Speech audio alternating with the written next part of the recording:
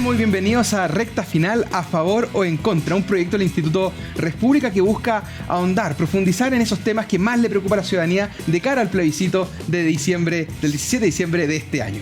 Hoy nos convoca un tema muy importante para la vida nacional y para el bolsillo de las familias chilenas. Conversaremos sobre esos impuestos y en particular sobre esta norma sobre las contribuciones y el impuesto territorial. En general no son temas que estén tratados latamente en una constitución, pero sin duda que en la franja, en las campañas, en los folletos, se ha dado que hablar esta norma de las contribuciones y curiosamente algunos tanto a favor, otros como en contra, algunos han dejado dudas, otros dicen que es muy buena. Bueno, esa polémica la vamos a tratar de dilucidar en este programa y para eso nos acompaña hoy día Aarón Núñez, abogado de la Universidad de Chile, asesor clave en ambos procesos constitucionales, trabajó asesorando a expertos en la etapa de los expertos en este proceso constitucional. Muchas gracias por acompañarnos, Aarón. Gracias a ustedes por la invitación. Y también nos acompaña Jorge Osandón, Jorge, abogado de la Universidad de los Andes, magíster de Derecho Tributario de la Pontificia Universidad Católica, ex consejero constitucional por la región metropolitana en representación del Partido Republicano. Gracias, Ricardo, por la invitación y saludar también a Aarón. Y para entrar ya en materia, quisiera consultar y dejar la pregunta abierta. ¿Qué se puede hacer en materia tributaria desde una constitución? ¿En qué podemos, una norma constitucional, cambiar la vida del chileno de a pie, ¿cierto? A través de los impuestos. ¿Y cuál es el rol que tienen los impuestos en la vida nacional en cuanto al rol del Estado, ¿cierto? O en la economía. O sea, yo diría que los impuestos cumplen un rol muy importante en las sociedades actuales, en términos de darle los ingresos suficientes al Estado para cumplir las medidas que corresponda, pero también tiene efecto en la distribución, también tiene efecto en la desigualdad. Y yo creo que eso es importante mencionarlo porque en nuestro país es clave o es característico la desigualdad que tiene nuestro país. Nuestro país, conforme a estudios de desigualdad del 2022, se señala que respecto de la riqueza, el patrimonio propiamente tal, el 50% de los chilenos tiene más pasivos que activos, o sea, no alcanza a participar en la riqueza. El 10% más rico tiene un 80% y el 1% tiene un 50%. Esto es un estudio internacional en donde se compara. Esto significa que estamos muy parecidos en desigualdad a Brasil, siendo de los países más desiguales de la región, que es una región bastante desigual. También respecto de Chile, yo mencionaría, y creo que es importante para el análisis, el tema de cuánto se recauda. Yo diría que en Chile se recauda poco. La OECD tendría una idea análoga. Chile recauda más o menos algo así como 20 puntos del Producto Interno Bruto. Y el promedio de la OECD es 34. Por poner una idea, es como que Chile recauda un quinto de aquello que es el Producto Interno Bruto, en cambio el promedio de la OECD es un tercio. Es sustantivamente más.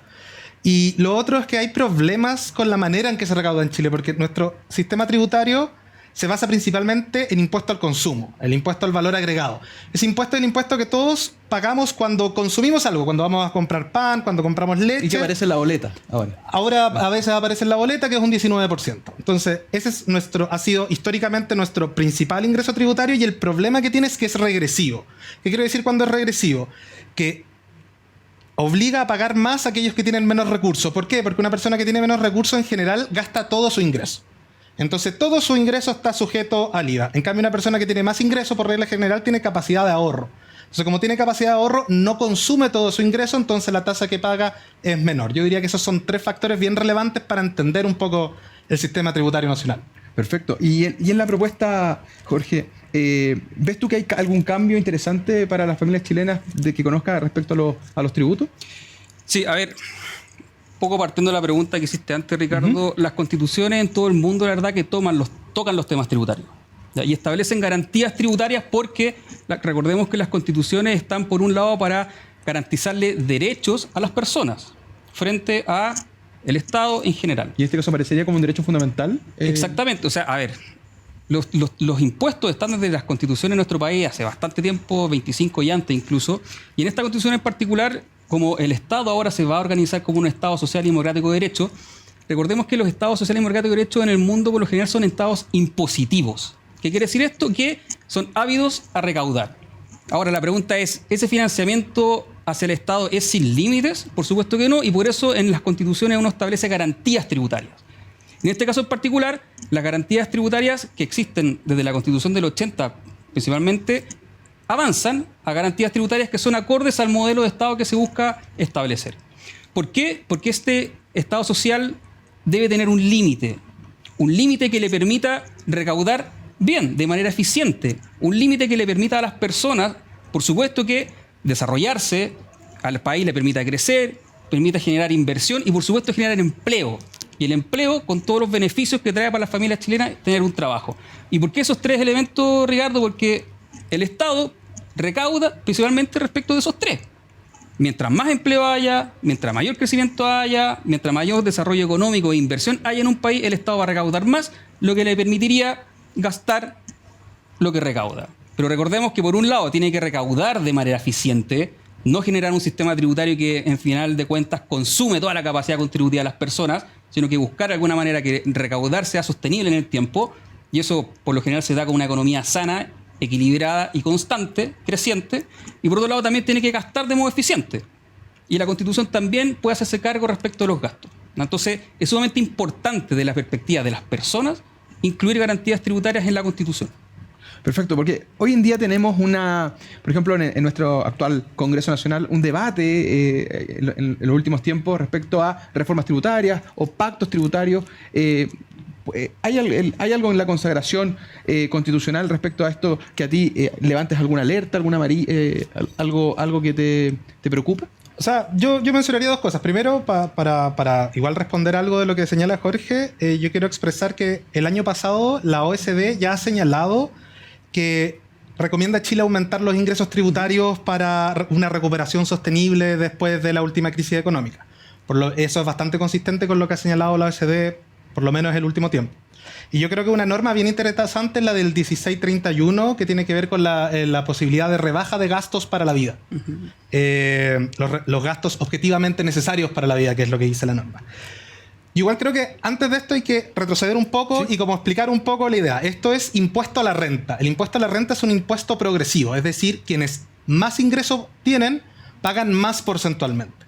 Eso yo creo que es muy bueno porque a diferencia de lo que había comentado del IVA, es un impuesto en que por lo menos los países de la OECD basan su tributación. El problema, yo diría, de esta norma es que hoy en día tenemos un sistema tributario en renta en donde hay 8 tramos. Voy a intentar hacerlo lo más simple que pueda, pero el tramo 1 es tasa 0, el tramo 8 es la tasa más grande y va aumentando de manera escalonada.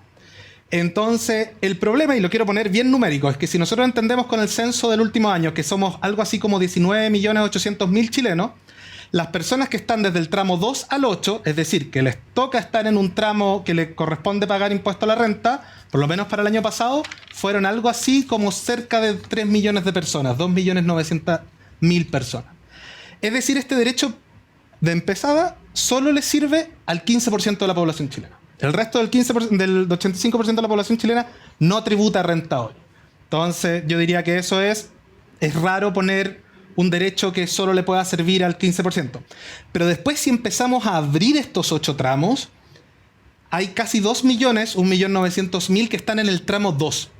En el tramo 2, el impuesto promedio es un 1%. Entonces, claro, los beneficia, pero en general los beneficia poco.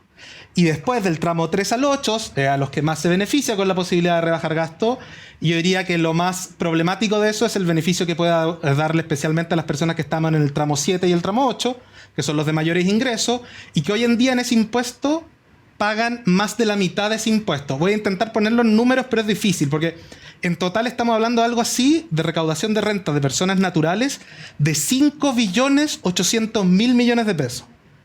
Eso es algo así como 131 Teletón por año.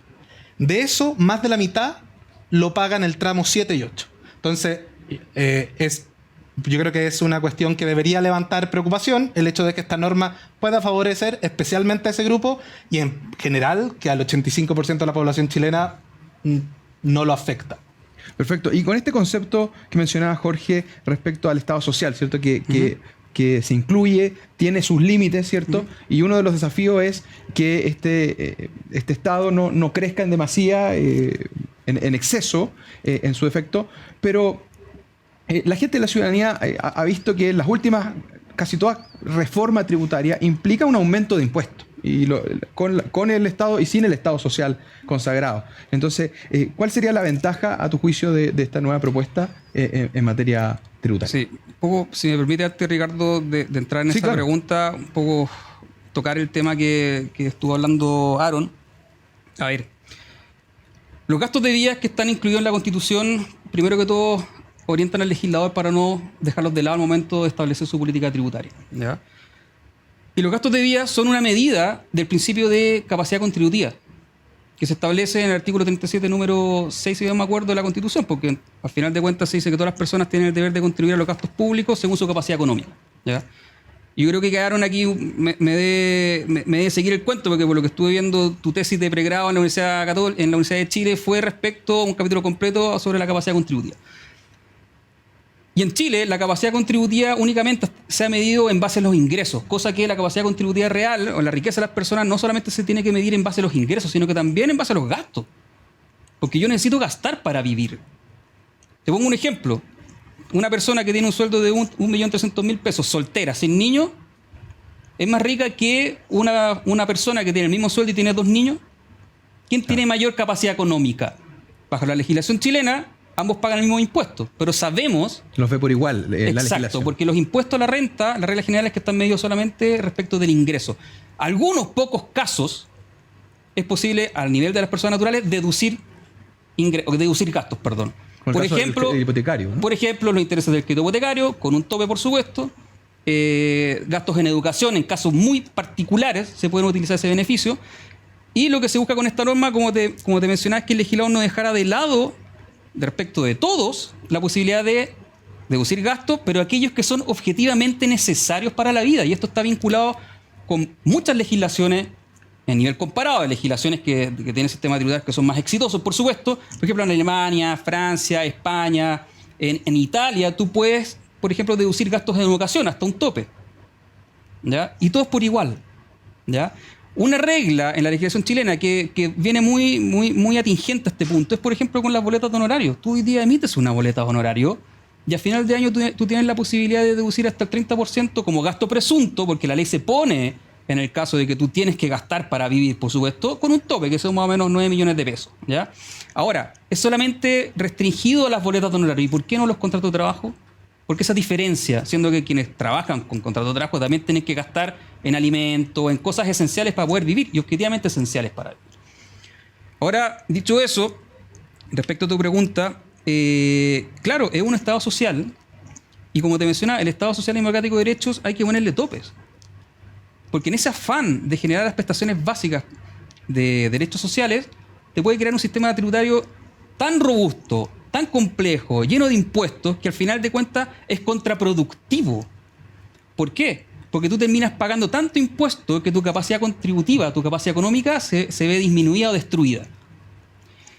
En Chile, el 2% de la población que paga impuestos personales, como decía Aaron, el 2% de los contribuyentes paga el 74% de los ingresos por impuesto rural complementario. O sea, el otro 26% está repartido en la población. ¿Qué quiero decir con esto? Que la capacidad económica de las personas tiene un tope.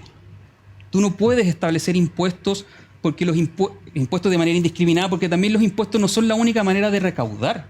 Tú puedes generar ingresos vía creando nuevos impuestos, que ha sido la tónica en los últimos años, y por eso tú mencionabas que en los últimos 10 años se han creado impuestos para poder satisfacer necesidades sociales, pero ojo, ¿qué pasa con el gasto eficiente? En la economía familiar, tú cuando no puedes recaudar más, ¿qué haces? Empiezas a gastar de manera eficiente. O bien, tú generas los incentivos para que crezca la base. ¿Y cómo crece la base? En términos de impuestos, bueno, incentemos la economía. Es más fácil recaudar o más eficiente recaudar el 20% de 100 que el 30% de 50. ¿Me explico? Aaron, comparte este diagnóstico, este concepto de Estado social y este límite. O sea, yo creo que una constitución cumple en alguna medida ese rol y es importante que lo cumpla. El punto aquí es que a mí me parece que hay como una expresión, y aquí vemos distinto lo que está pasando, porque si vemos que se recauda el 20%, la OECD, los organismos internacionales nos dicen aumente la recaudación. Hay incluso personas que no son, o sea, que hay personas del sector de derecha, como Briones, que dice que es un problema el hecho de que hoy en día en Chile la base, o sea, la cantidad de personas que tributan renta sea tan baja. ¿Qué es lo que va a hacer esta norma? Va a aumentarla. En el fondo, una persona que antes tenía un ingreso un poco mayor que el tramo exento, ahora va a poder rebajar gasto y va a caer en el tramo exento. Entonces, esas personas que no tributaban antes, ese grupo va a aumentar. Y eso, más o menos, el diagnóstico de todos es que es problemático. Entonces, esta norma, yo diría que es contraintuitiva respecto de ese objetivo. No aumenta la base, va a achicar, va a disminuir la cantidad de personas que tributan. Y ojo que es cierto que esto tiene que tener un tope, pero en el fondo la desigualdad es también un factor que los economistas han señalado que dificulta el crecimiento. Y eso lo puede ver cualquier persona que participa como en espacios económicos, que de repente puede ver un negocio que diga, oye, ese es un buen negocio, yo podría hacerlo, y no tiene la liquidez para hacerlo. Eso, mientras más desigual el país, es menos probable que ese tipo de negocio se dé. Y entonces eso también afecta al crecimiento. La desigualdad afecta al crecimiento, está bastante probado. Entonces, yo tengo la impresión de que este tipo de normas que afectan el impuesto más progresivo, el impuesto que es más relevante para la contribución de aquellas personas con mayores patrimonios, lo que va a hacer es que va a terminar haciendo que nuestro sistema tributario se base en un impuesto que yo quiero creer que aquí hay un consenso, porque hablamos de esta idea de capacidad económica o capacidad contributiva. No es razonable que aquellos que menos ganan sean los que más contribuyan. Entonces estamos afectando precisamente el impuesto que rompe esa lógica. Entonces yo creo que hay un problema ahí grande de qué va a ocurrir con nuestro sistema tributario de renta con la aplicación de esta norma. Ahora, yo creo que es un error, porque como te está diciendo, los que más contribuyen con impuestos son el 2% de esta población, de las personas naturales. Entonces, a ver, la perspectiva que nosotros tenemos plasmada en la Constitución está mirada desde las personas. Por lo que entiendo de la posición de Aaron, la perspectiva está mirada del Estado, de la recaudación. Nosotros, señores, lo que queremos hacer aquí es que las personas puedan crecer, se puedan desarrollar económicamente, y a su vez con ese desarrollo económico, con ese emprendimiento, con la posibilidad de poder trabajar y que se genere el puesto de trabajo, pueda, por un lado, el Estado participar de ese éxito económico, porque nosotros lo que estamos diciendo es que el Estado, por supuesto que tiene que recaudar, si el Estado tiene que cumplir un rol en la sociedad. Lo que nosotros queremos decir con estas normas tributarias a nivel constitucional es que recaude de manera eficiente. Porque, insisto, un Estado social y democrático de derecho, si no tiene garantías tributarias que se pongan en el lado de las personas, van a generar un Estado que, en realidades vecinas, consumen la capacidad contributiva, consumen la capacidad económica. Y tú, cuando consumes la capacidad económica, este 2% de la población que aporta el 74% de los ingresos se va a ir al país del frente, al país de al lado. Yo lo que tengo que hacer como Estado, no solamente preocuparme de aumentar los impuestos, yo necesito generar las condiciones que me permitan ampliar la base, a que crezca la economía, crezcan los puestos de trabajo. Porque si genero un crecimiento en esos aspectos, aumenta la recaudación. Porque recordemos, y volvemos al impuesto a la renta se alimenta del trabajo. El impuesto a la renta se aplica al trabajo, el impuesto a la renta se aplica al crecimiento. O sea, es contraproductivo, usando las mismas palabras, que el Estado crezca en base de aumentar los impuestos. Porque si yo aumento los impuestos, genero el efecto contrario, desincentivo la inversión, desincentivo el crecimiento. Y si desincentivo esos dos elementos, hay menos puestos de trabajo. ¿Y a quién afecta que existan menos puestos de trabajo? A las personas. Y no a los súper ricos, a la clase media. Y las personas se preguntan también qué ocurre con el impuesto territorial. ¿Es verdad esta exención? ¿A quién beneficia esa exención tributaria? Eso y mucho más a la vuelta de esta pequeña pausa. Volvió imbatibles a supersoo.cl. 25% de descuento en alimentos Seco Pro Plan. 3x2 en juguetes para perro y gato. Combínalos como quieras. Marcas exclusivas Supersoo. ¡Supersoo!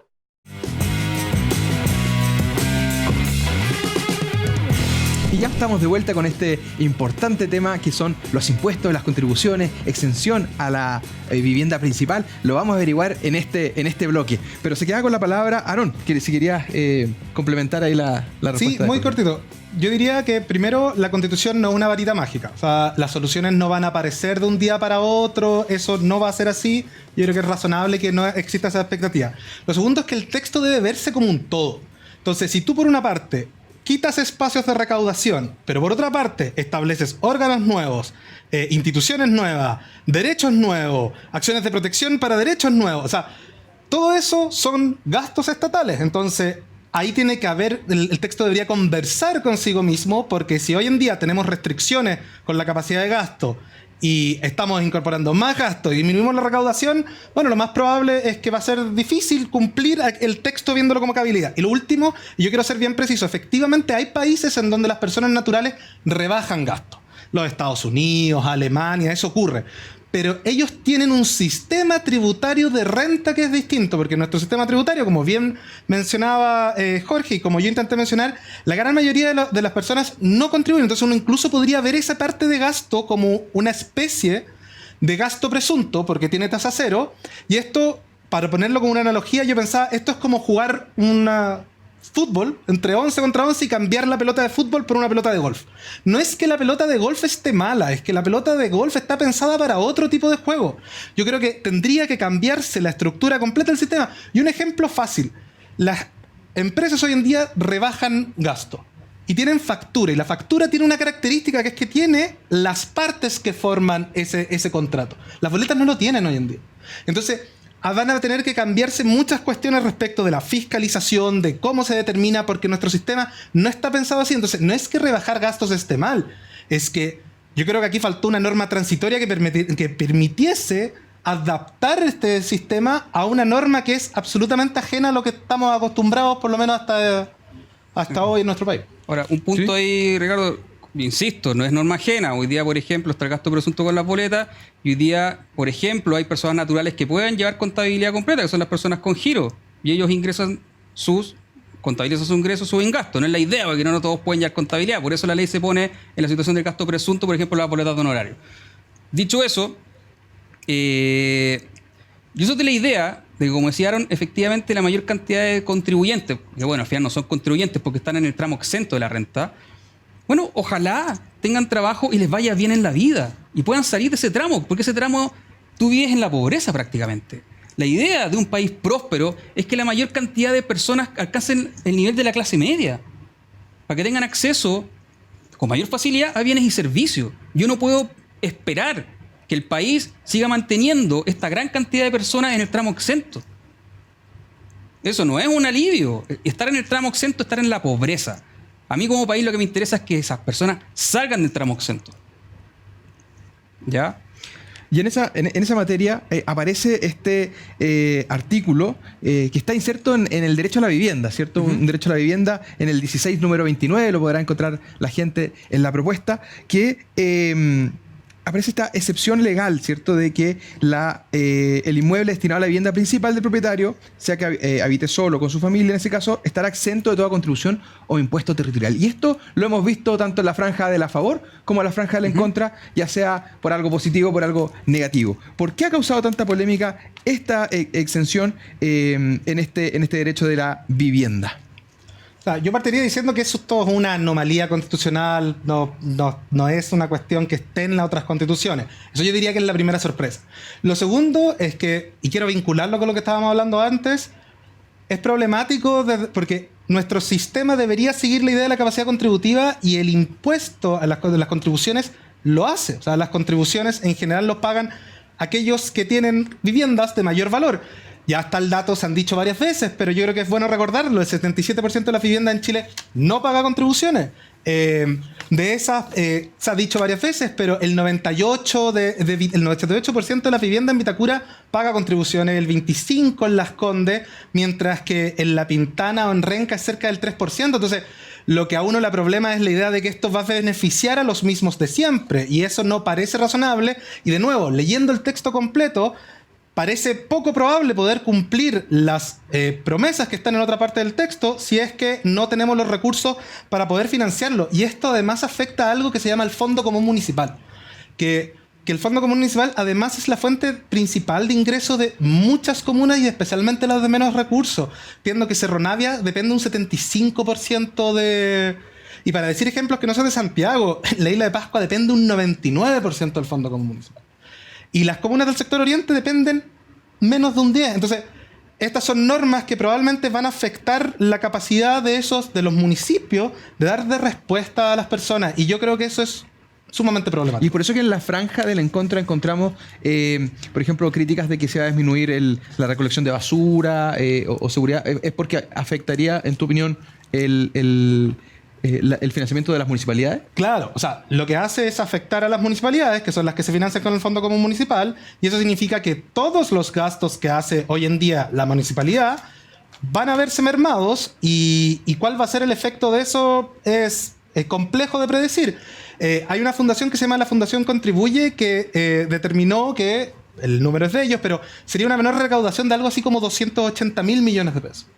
Es un monto importante, para las comunas es un monto importante. Entonces, temas de seguridad, temas de recolección de basura, o sea, todos los temas que ocurren en la municipalidad va a tener que ajustarse a esta nueva situación.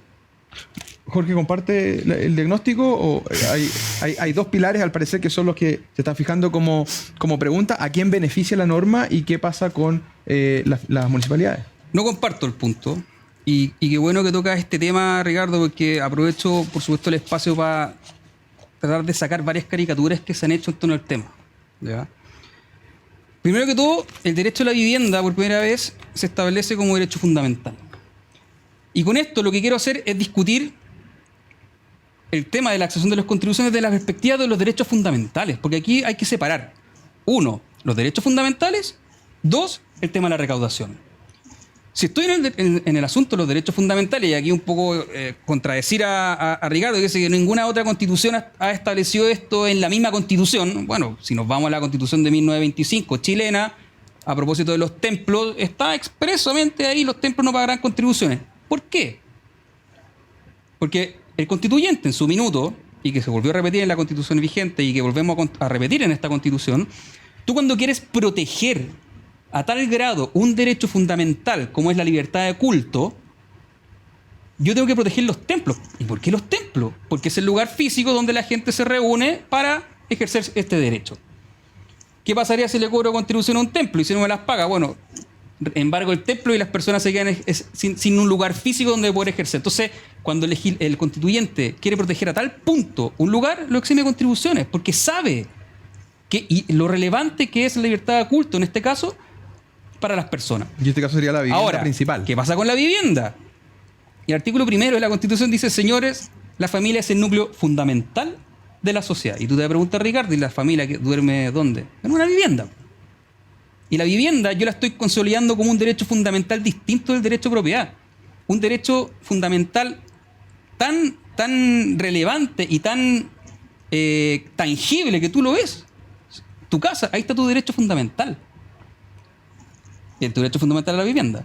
Y el artículo 23 de esta propuesta constitucional que homologa el artículo 19, número 26 de la Constitución vigente, te dice, señores, los derechos fundamentales no pueden estar sujetos a condición, requisito o tributo que afecte su libre ejercicio o la esencia.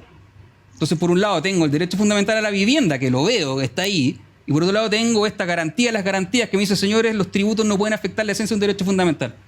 Aaron, yo no sé si tú tienes casa, pero que sí, te invito a no pagar 2 cuotas de contribuciones.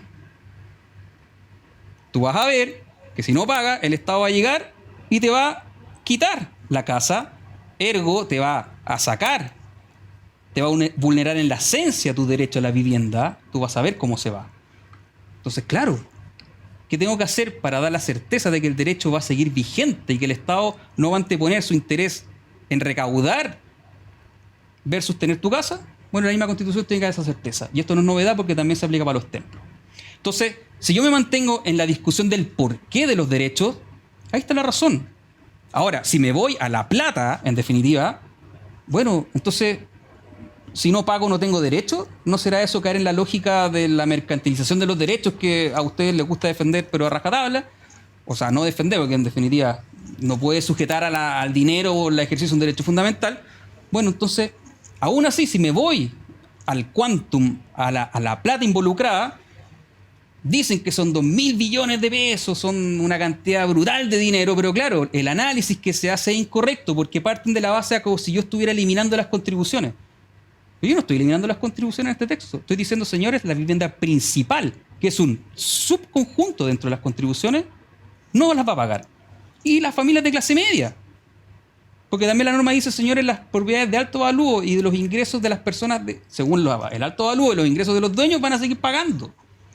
Entonces, yo no me voy a los datos de fundaciones, porque hoy día están realmente cuestionadas.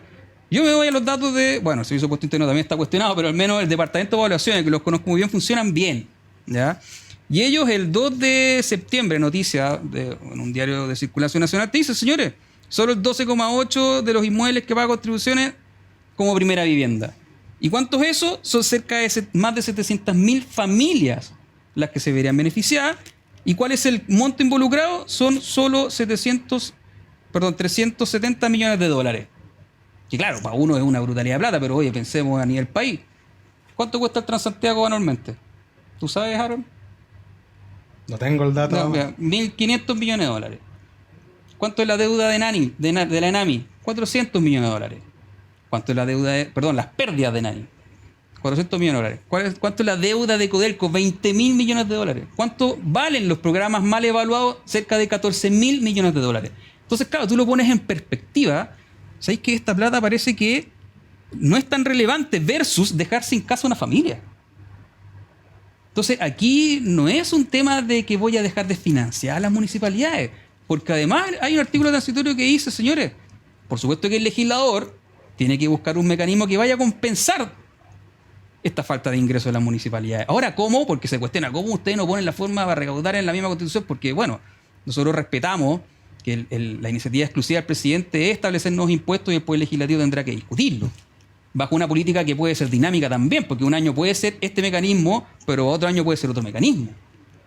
Aaron, en ese punto, puedes responder el punto, pero agregar ahí también que, claro, aparece una transitoria que le exigiría al presidente compensar esta pérdida a las municipalidades. También, ¿qué visión tienes tú sobre eso? Yo primero iría al punto que hizo Jorge, o sea, sí. compensar qué significa, con qué. O sea, nosotros vemos históricamente que ha habido un sector que siempre ha rechazado reformas tributarias. Entonces, tenemos que rebajar renta, por el artículo que recién estábamos conversando, no les interesa el royalty, se han expresado en todos los términos en contra de el impuesto a la riqueza, ahora las contribuciones, o sea, lo único que va quedando, y eso es lo que yo quiero expresarse al final, lo que van a terminar cargando van a sacarlo de otra parte y le va a llegar a esas mismas familias que dicen beneficiar, y a través probablemente del impuesto más regresivo de todos, que es el IVA. Entonces, esto es problemático, y además yo diría que si la defensa hubiese sido a las casas, es mucho más relevante lo que ocurre con la banca, con cómo la banca remata viviendas,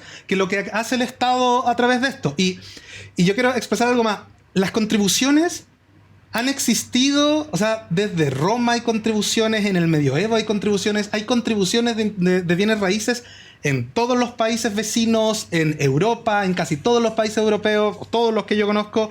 Y yo creo que esto genera un tema porque, por ejemplo, y quiero remitirme, hay un informe de la Fundación Horizontal que está vinculada a Bópoli, así que no está, y ellos hablan de que esto es, las contribuciones no es elevado en comparación a otras, es un impuesto eficiente, simple, difícil de evadir y fácil de fiscalizar. Entonces, le estás quitando una herramienta al Estado y el tema es claro. Intentan poner esta contraposición de la persona como individual y el tema... Pero estamos aquí hablando de la Constitución Política de la República. Esto es lo que va a regular cómo va a ser el Estado. Y lo que a mí me da problema es que tengo la impresión de que el texto en sí mismo tiene una tensión interna entre aquello que consagra y obliga a hacer, que son gastos estatales, por ejemplo, seguridad, y por otra parte, el hecho de reducir la recaudación, que va a ser, desde mi perspectiva, muy difícil o imposible la aplicación de esto. Y hablemos, por ejemplo, del derecho a la vivienda. Hubo una enmienda para el tema de usos de suelo, porque el problema hoy en día en Chile de la vivienda, del déficit, tiene que ver con que el suelo. Hay constituciones como la de España que tiene una norma explícita para impedir la especulación de los privados. Esas normas no quedaron, y con menos recursos y con dificultad de conseguir suelo, probablemente va a ser muy difícil que las familias puedan cumplir este derecho, y eso evidentemente es una tensión que yo creo que hay que relevar. Te dice estos puntos, ¿sí? Ricardo, y nosotros por supuesto que ponemos a las personas en el centro, yo no cuestiono eso, y precisamente las constituciones están para eso, para proteger a las personas. Entonces, y ante eso, nosotros siempre hemos dicho que el Estado está al servicio de las personas, no al revés. Dicho eso, bajo todo análisis, Aaron, nosotros, insisto, no estamos eliminando las contribuciones. Las contribuciones siguen. Según datos del Servicio de Impuesto Interno, lo tengo acá, las contribuciones se aplican del 100%, solamente el 30% corresponde a bienes con destino habitacional. Y dentro de ese 30% que corresponden a bienes con destino habitacional, solamente una fracción, insisto, y que según el Servicio de Impuesto Interno el 12,8%, son aquellas viviendas que se van a ver beneficiadas. Aquí el impuesto no se elimina, se sigue aplicando. Y el Fondo Común Municipal, sí, se alimenta de las contribuciones, más o menos en la mitad. Pero si aquí me dicen que el 30% corresponde a habitacionales, entonces el 30% de 50%, o sea, y vamos achicando el monto. Entonces, esas caricaturas de que las municipalidades se van a desfinanciar no es así. ¿Cierto? Insisto, es una norma que pone a las familias de clase media principalmente como beneficiadas. ¿Por qué? Porque las familias de clase media son los que no pueden a veces llegar a pagar esto. Te hacen un arrendador permanente de tu casa. Al menos el crédito hipotecario, tú puedes deducir los intereses de tus impuestos. Y tú optaste al crédito hipotecario. Los impuestos tú no optas a pagar el impuesto. Esta cuestión te lo imponen. Más porque un impuesto patrimonial, tú te puedes quedar sentado en tu casa y te lo van a cobrar igual. Entonces, claro, a ti te vuelven en un arrendatario permanente del Estado. Es súper eficiente recaudar porque, claro, tú no te puedes llevar, como el impuesto a los súper ricos que se trató de establecer en la reforma tributaria rechazada, tú no te puedes llevar las acciones o tu riqueza a otro país porque tu casa está en el suelo. Entonces, claro, es súper eficiente recaudar. Tan eficiente que las personas de clase media, claro, se tienen que enfrentar o pago el impuesto o me quedo sin casa. Y bajo esa presión, por supuesto, que tratan de pagarlo. Lamentablemente hay familias que incluso ante esa presión no lo pueden pagar y se quedan sin casa. ¿Qué pasa a una familia de clase media que se queda cesante? O sea, además de quedarte sin trabajo, tú tienes que seguir pagando estas contribuciones porque si no, además te quedas sin pega. O sea, sin casa, perdón. ¿Qué pasa con un dueño de casa que es el sustento familiar?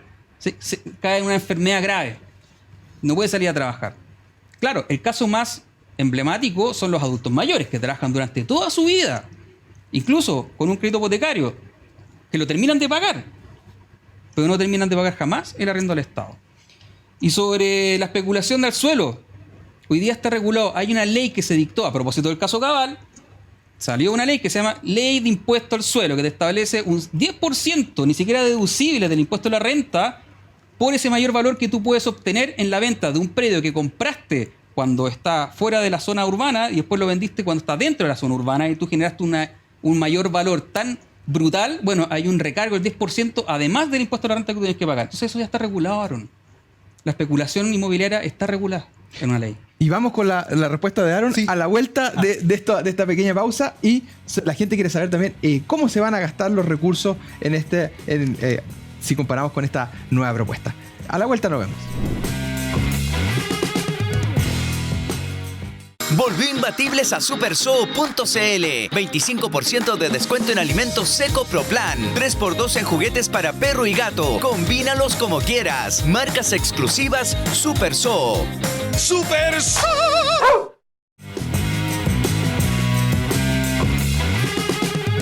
Estamos de vuelta con este importante tema de los impuestos y las contribuciones. Y estamos justamente en ese bloque y se queda con la palabra Aaron respecto a los beneficios o los retrocesos que pudieran haber en esta norma. Te agrego la pregunta si es que esta norma a ti te hubiese gustado que estuviese a nivel simplemente legal o también tienes reparos sobre el mecanismo.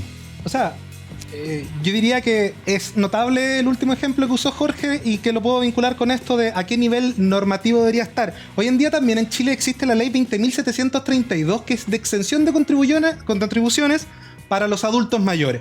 Estamos hablando de que para el año 2022 se benefició a 164.218 adultos mayores.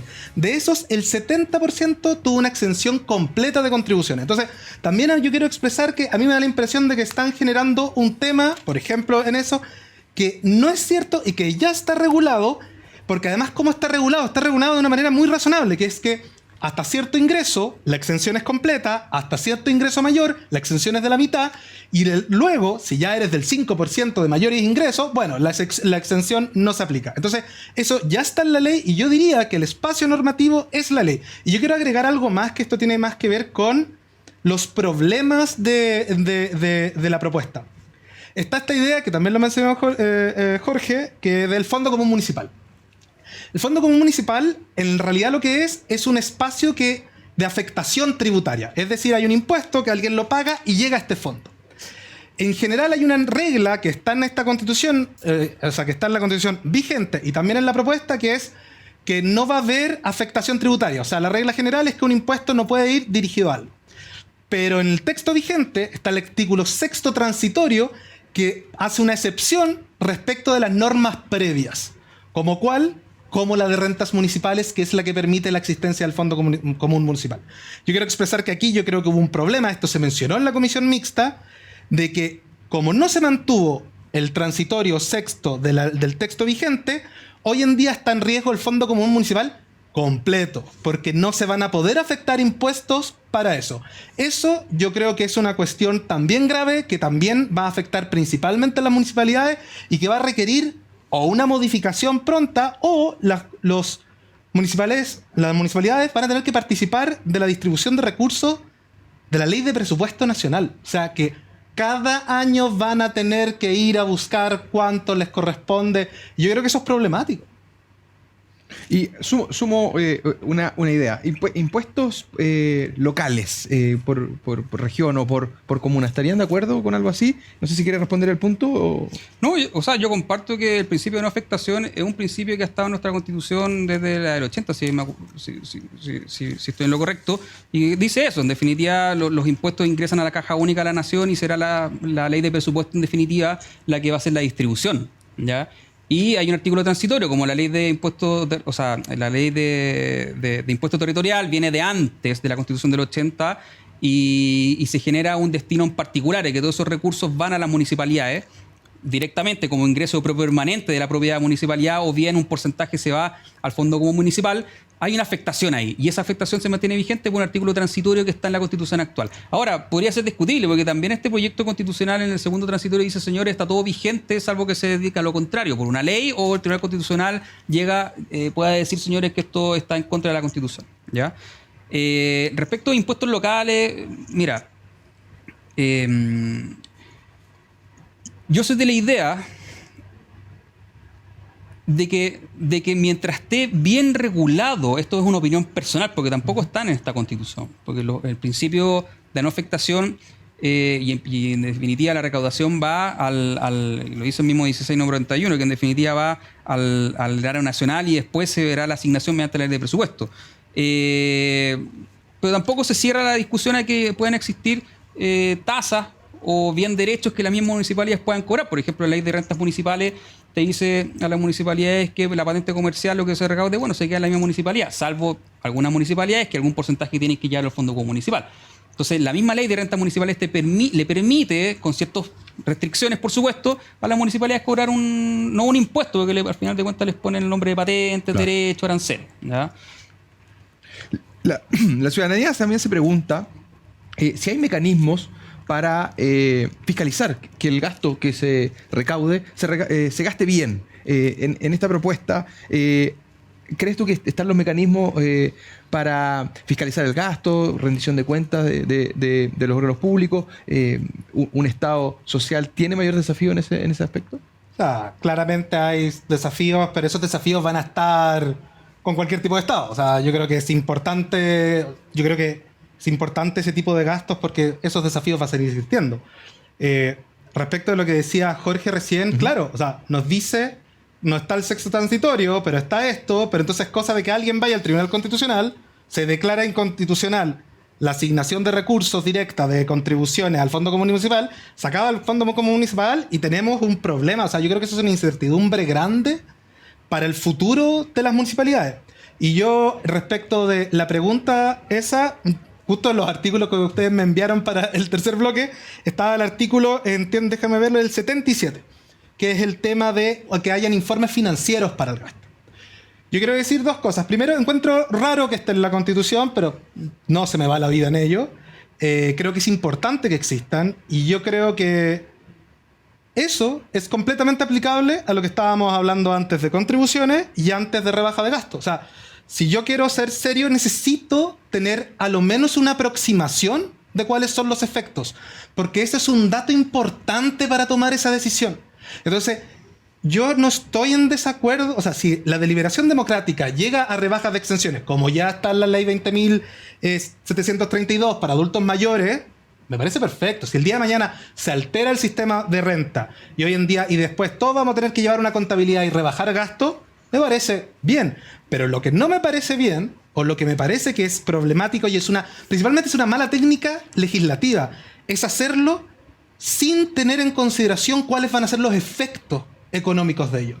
Porque yo creo que los efectos económicos de ello nos dan información que nos permiten precisamente decir, ¿queremos hacerlo o no queremos hacerlo? ¿Cuánto nos afecta? ¿Cómo nos afecta? Y eso no estuvo presente en el proceso. Y eso yo creo que es algo que nos debería preocupar a todos, porque es cierto que todos requerimos la protección de los derechos. Pero también tenemos que darle viabilidad a esta sociedad, a esta comunidad política que es Chile. O sea, y para vincularlo con el último artículo que ustedes también me enviaron, está el deber de contribuir. O sea, todo esto tenemos que hacerlo porque nosotros tenemos deberes con la sociedad. Yo lo voy a poner al revés. Siempre se hablaba esta caricatura de que solo nos interesan los derechos. No, a nosotros también nos interesan los deberes. Y el deber más importante en la sociedad actual es el deber de contribuir. Es la manera en la cual yo participo de aquello que es de todo y financio aquello que es de todo. Entonces, yo creo que ahí hay una tensión interna del texto que yo no sé cómo... O sea, yo no creo que el texto se resuelva y que yo creo que en la práctica va a generar mucha incertidumbre y va a generar problemas prácticos.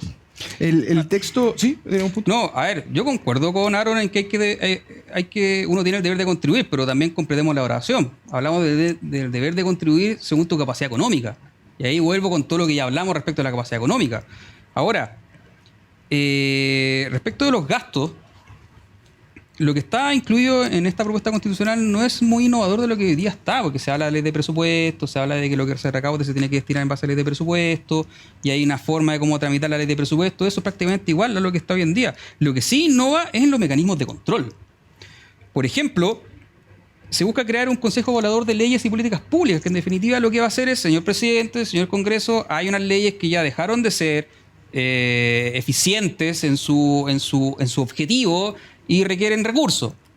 Señor presidente, hay políticas públicas que se crearon si bien para un objetivo y ya no se están cumpliendo, y resulta que esas leyes o esas políticas públicas requieren recursos. Entonces te van a pedir recursos para esos programas, por ejemplo, pero no están rindiendo según los objetivos que fueron por los cuales fueron creados. Entonces, este Consejo Evaluador lo que hace es hacer seguimiento a todas estas políticas públicas para el momento en que no sean eficientes o haya una filtración de recursos, le digan al presidente del Congreso, señores, aquí hay algo que está pasando, arreglémoslo. Entonces, claro, es buena manera de poder controlar eso, a través de un organismo que se dedica a eso. Lo otro, también se establece un tribunal de cuentas independiente, ya no va a depender de la Contraloría. Y un tribunal de cuentas súper importante, porque al final de cuentas, valga la redundancia, es que le exige a todos los funcionarios públicos, a ver, señor, usted usó bien la plata, fue transparente, respetó el principio de probabilidad, etc. Y además, que también tiene una vinculación directa con el uso de recursos, es la contratación de funcionarios públicos. Hoy día se consagra en la Constitución la carrera funcionaria, pero desde una perspectiva profesional y técnica.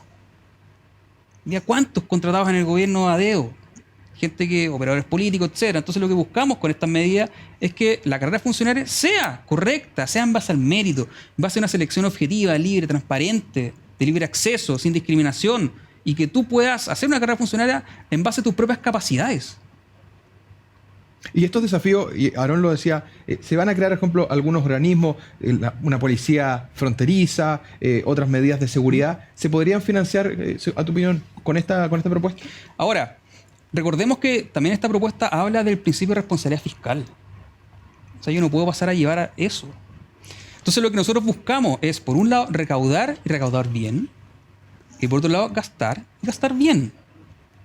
Eso es lo que pretende esta Constitución, porque si tú recaudas bien y gastas bien, tú no deberías tener problemas.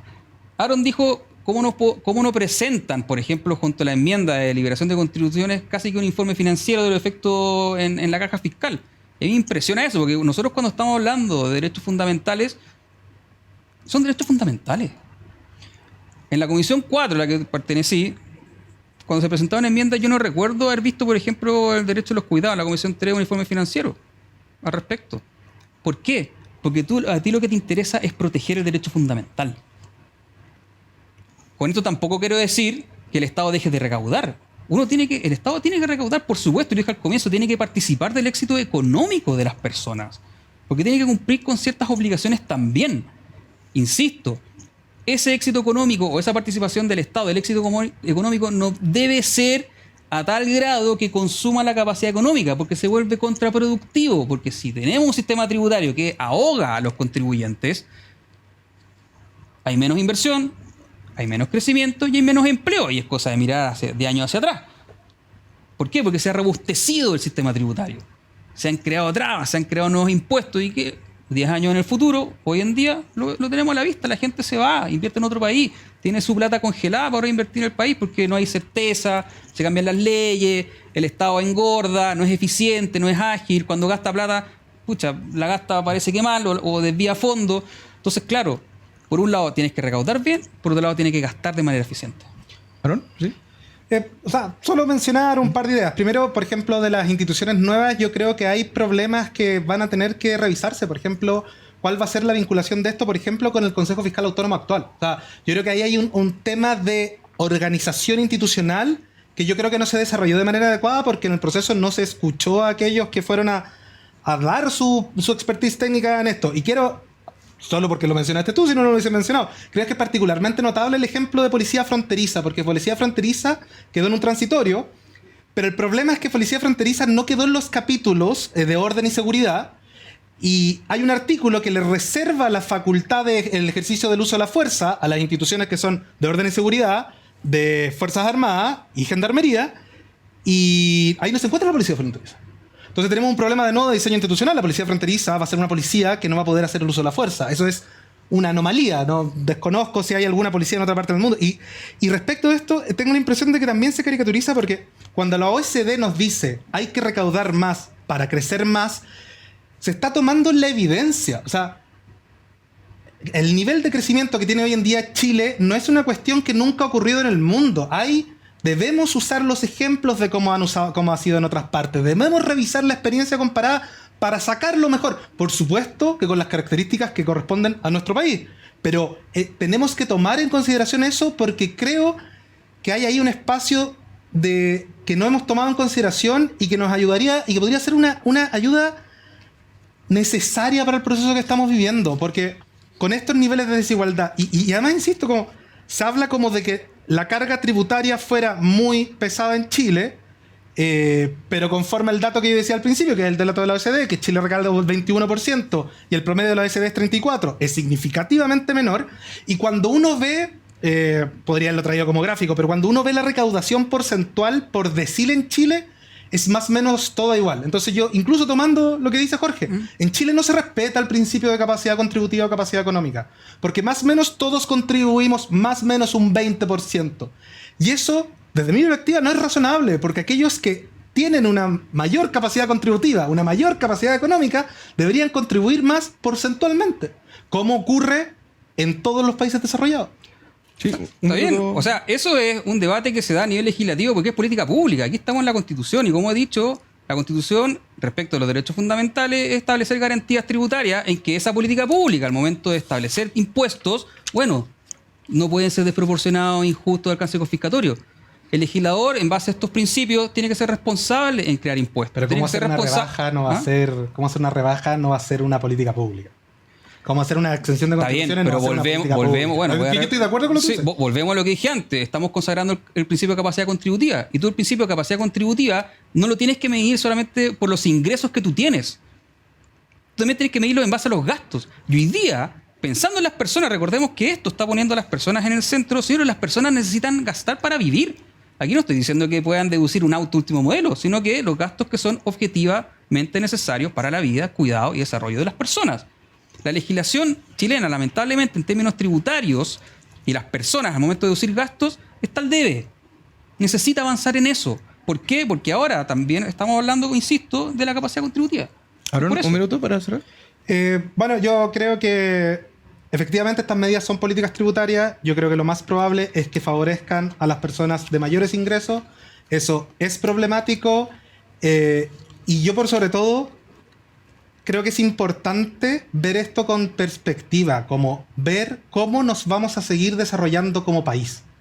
Y yo tengo la impresión de que este proyecto tiene, bueno, problemas técnicos y contradicciones internas que van a dificultar, porque van a generar incertidumbre, porque no vamos a saber hasta dónde vamos a poder llegar. Y yo quiero, sumamente breve, el problema con la rebaja de gastos no es la rebaja de gastos. El problema con la rebaja de gastos es que nuestro sistema no está pensado así. Entonces, ir y venir a nivel constitucional y aplicar una norma en la mitad te genera efectos que muchas veces van a ser indeseados. Y no es porque no haya habido una buena voluntad.